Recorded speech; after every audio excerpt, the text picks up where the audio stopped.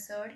Eh, Soy la alumna Yoranga Alcaraz de Yanira y hoy nos toca exponer a mi grupo y a mí el tema de los vasos sanguíneos.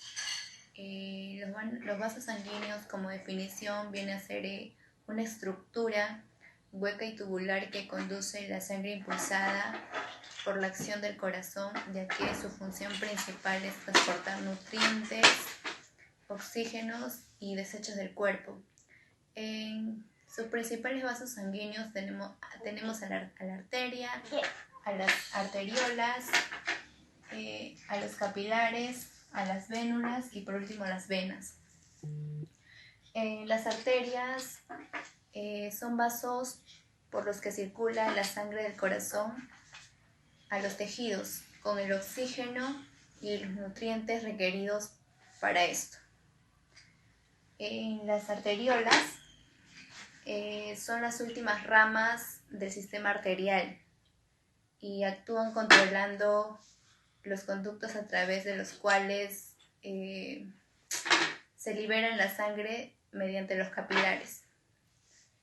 Los capilares, un capilar conecta una arteria con una vénula para formar una red de vasos sanguíneos en casi todas las partes del cuerpo. En las vénulas vienen a ser los pequeños vasos sanguíneos que a través de los cuales comienzan a retornar la sangre hacia el corazón después de pasar del capilar. Y por último tenemos a las venas, que vienen a ser los vasos por los cuales el sistema circular que apoyan a la circulación, transportando la sangre hacia el corazón. Gracias. Buenos días, profesor. Mi nombre es Mireya Zapata y hoy voy a exponer sobre el recorrido de las arterias y la irrigación. Para eso tenemos que ver la estructura de la aorta. Aquí tenemos la aorta ascendente, el arco de la aorta y la aorta descendente, que se divide en aorta torácica, aorta abdominal y las arterias ilíacas primitivas. La aorta se divide en tres ramas: el tronco brachiocefálico, común izquierda, y la subclavia izquierda. Por este lado encontramos lo que es la aorta torácica y encontramos a las arterias intercostales posteriores, que irrigan a la piel, músculo, costillas y la pared torácica, las meninges, médula espinal y las glándulas mamarias. Por este lado tenemos a la arteria braquial, que irriga los tejidos del árbol braquial, tejido pulmonar. Tenemos a las arterias mediastínicas, que irrigan el tejido mediastino y los ganglios linfáticos. Tenemos aquí a la arteria esofágica, que irrigan todos los tejidos del esófago. También podemos ver a las arterias pericárdicas, que irrigan el tejido del saco pericárdico. Por último, tenemos la arteria frénica superior, que irriga la parte del diafragma y la pleura que cubre el diafragma. Así continuamos con lo que es el cuello y cabeza. Vamos a ver la irrigación de la parte del cuello y la cabeza. Para eso tenemos el lado derecho del cuerpo y tenemos a la carótida común derecha, que parte, su raíz es la arteria brachiocefálica. Se bifurca una de sus ramas y aquí vemos el seno carotideo. Entonces esta arteria sigue y sigue para irrigar lo que es la cabeza, y aquí encontramos también la carotidia interna. Por este lado tenemos a la arteria tiroidea superior, que viene ya por este lado de la tiroides. Tenemos a la arteria lingual, que irriga la lengua, la arteria facial, que se encarga de lo que es la cara, y también vemos a la carótida externa. Vamos a hablar sobre la aorta abdominal y para eso hemos separado lo que es el tronco celíaco. Vamos a explicar. Este es el tronco celíaco y se bifurca, se divide, tiene ramas que sale. Esta de aquí vendría a ser la arteria hepática propia, que irriga al hígado, vesícula biliar. esta de aquí, tenemos a la arteria gástrica izquierda, que irriga la porción abdominal del esófago y la curvatura menor del estómago. Por este lado tenemos a la arteria pancreática, que irriga, como su nombre mismo lo dice, al páncreas. Tenemos por este lado a la arteria gástrica derecha, que irriga la curvatura menor del estómago y el epiplón menor. Tenemos también aquí abajo la arteria gastroepiploica derecha, que irriga la curvatura mayor del estómago y epiplón mayor. Aquí arriba tenemos a la arteria esplénica, que irriga al vaso, páncreas, curvatura mayor del estómago. Tenemos aquí a la gástrica corta, que irriga al fondo gástrico. Aquí podemos ver a la arteria hepática común, que irriga al hígado, vesícula, al epiplón menor y al páncreas y duodeno. Por este lado tenemos la parte que sigue de la aorta descendente y tenemos a la mesentérica superior, que irriga todos los órganos del tracto digestivo que surgen del intestino medio. Por este lado tenemos a las dos arterias renales, que irrigan a los tejidos renales. Tenemos la cólica media, que irriga la mayor parte del colon transverso. El pancreático duodenal inferior, que irriga el páncreas y duodeno. La cólica derecha, que irriga el colon trascendente y la primera parte del colon transverso. También tenemos a la arteria ileocólica, que irriga la región terminal del ileón, ciego y el apéndice.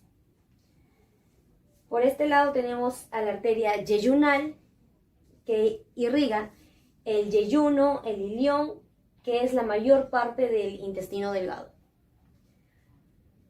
También tenemos las arterias gonadales, que irrigan en el caso del varón a los testículos y en el caso de la mujer los ovarios. Tenemos también aquí la mesentérica inferior, que irriga los órganos del tracto digestivo que surgen del intestino posterior. Tenemos la cólica izquierda, que es una de las ramas de la mesentérica inferior, que irriga el extremo terminal del colon transverso y el recto. Tenemos la arteria rectal superior, que irriga toda la región superior del recto. Irrigación de los miembros superiores e inferiores. Por aquí vemos a la arteria subclavia, que llegando a este punto se convierte o cambia de nombre para denominarse la arteria axilar. Pasa lo mismo aquí, que llegando a este punto cambia de nombre a arteria braquial. Tenemos también aquí la arteria braquial profunda, la arteria colateral radial, la arteria colateral medial, arteria recurrente radial. Tenemos la arteria radial, que nos dirigimos o lo recordamos más por este dedo, y la arteria cubital en este dedo. Aquí está la arteria cubital, la arteria interósea posterior y la arteria interósea común. Como vemos, aquí tenemos muchas ramas de las arterias que nacen principalmente en lo que es la arteria subclavia. En esta de aquí, la arteria axilar, tenemos a la arteria subescapular, arteria torácica lateral. También por aquí abajo vemos a la arteria circunfleja de la escápula, la arteria tarocodorsal. Y en la palma de la mano vemos la arteria digital pulmonar, la arteria dorsal del carpo, el arco palmar superficial, que vendría a estar por esta parte, palmar profundo. Pasamos con el miembro inferior. En esta parte tenemos a la arteria ilíaca externa, que llegando a este punto cambia de nombre a la arteria femoral. También tenemos a la tibia anterior, a la peronea, a la tibia posterior. Tenemos entre las ramas que se bifurcan a la arteria circunfleja femoral lateral, a la rama descendente de la arteria circunfleja. Y estas partecitas de aquí son las ramas perforantes.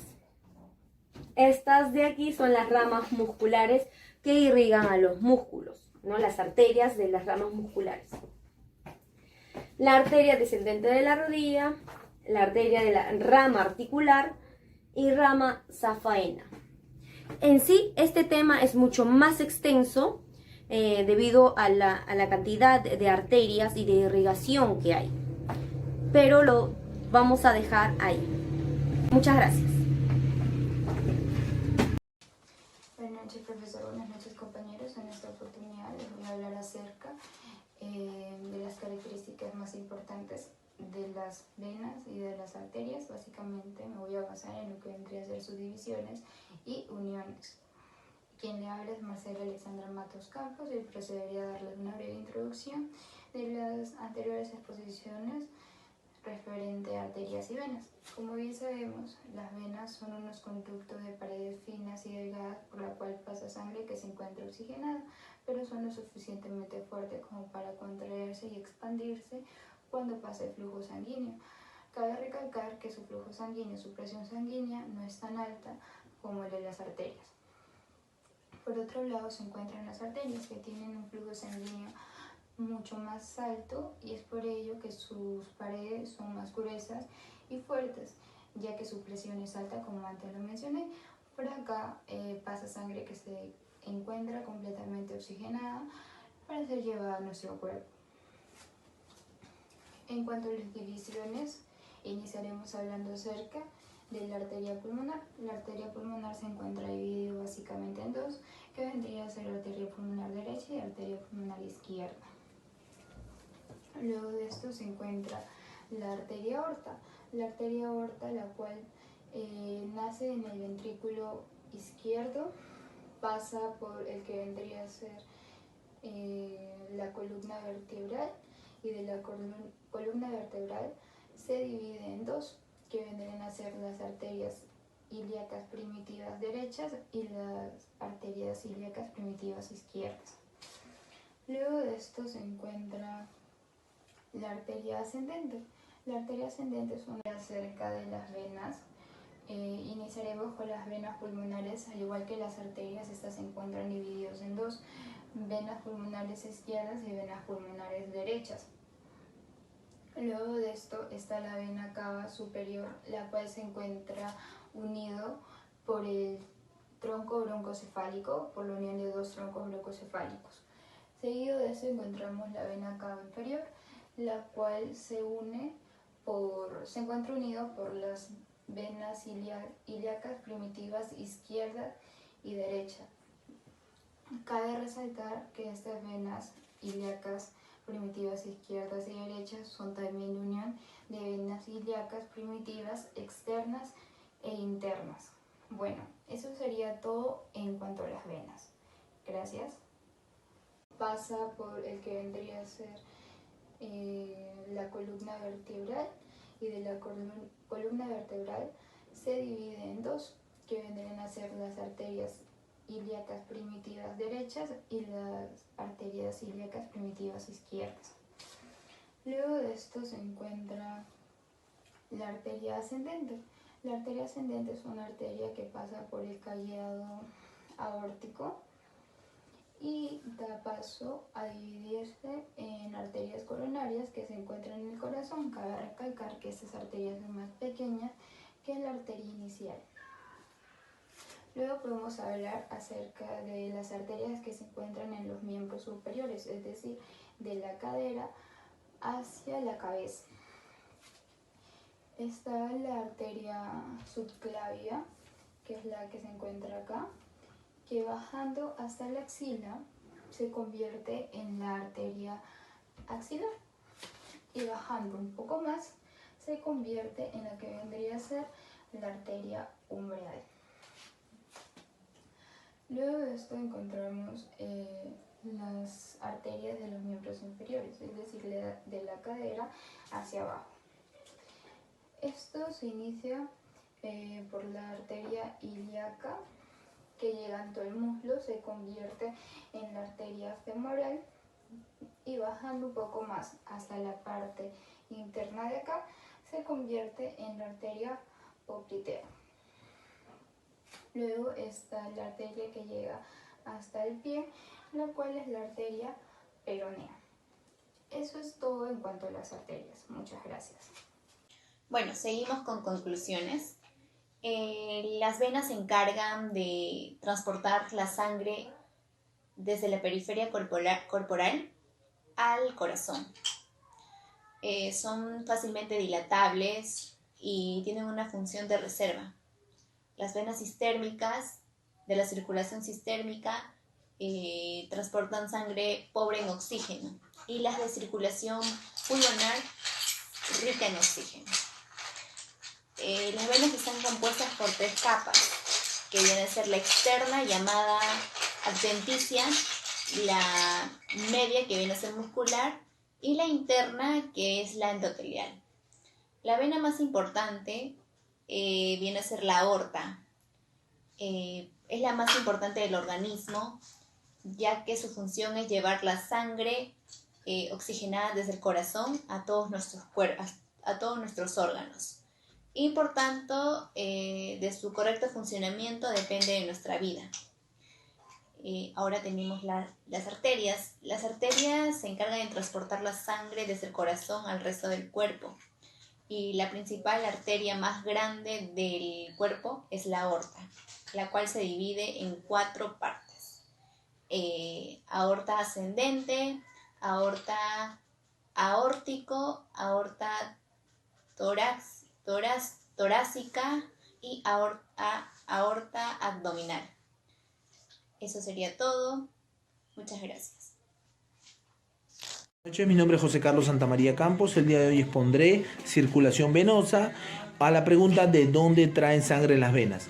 La sangre venosa retorna desde la periferia hacia el corazón por la cabeza y el cuello, pasando por la yugular izquierda y yugular derecha.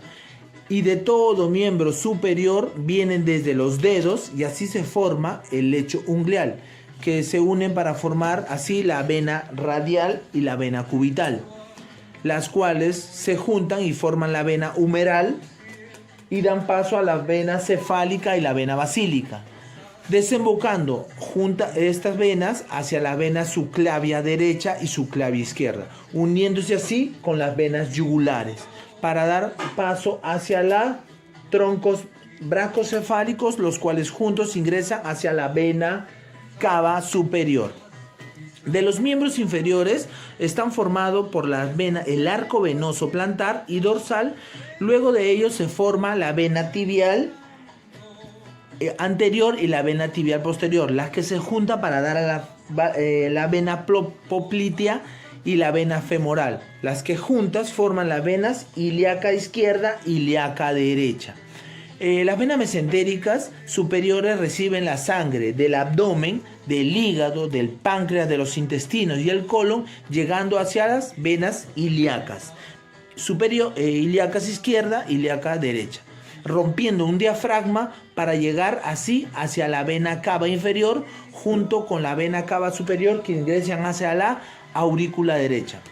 El retorno venoso de sangre rica de CO2 cuando vuelve al corazón de todo el cuerpo requiere de 3 mecanismos para ascender. El primer mecanismo que las venas necesitan son los miembros inferiores tienen una válvula que funciona en una sola dirección. La sangre sube al corazón como si fuera un ascensor, solo de subida, excepto que tengan problemas en las válvulas como las venas varicosas, por ejemplo. El segundo mecanismo es la contracción muscular, que al contraerse realiza una presión que impulsa la sangre y así logra que la sangre vaya en una sola dirección hacia arriba. El tercer mecanismo ocurre durante la inspiración. ¿Qué quiere decir esto? La cavidad torácica ejerce una succión porque la presión disminuye y el volumen aumenta. Recordemos la ley de Boyle. Cuando ingresa el aire a los pulmones, esta presión negativa es otro de los mecanismos para que la sangre ascienda y llegue al atrio derecho por las venas cavas superiores y las venas cavas inferiores. El lecho venoso, cabe saber que es el más amplio que el lecho arterial. Casi los 3/4 partes de sangre circulan por las venas del cuerpo humano. Muchas gracias.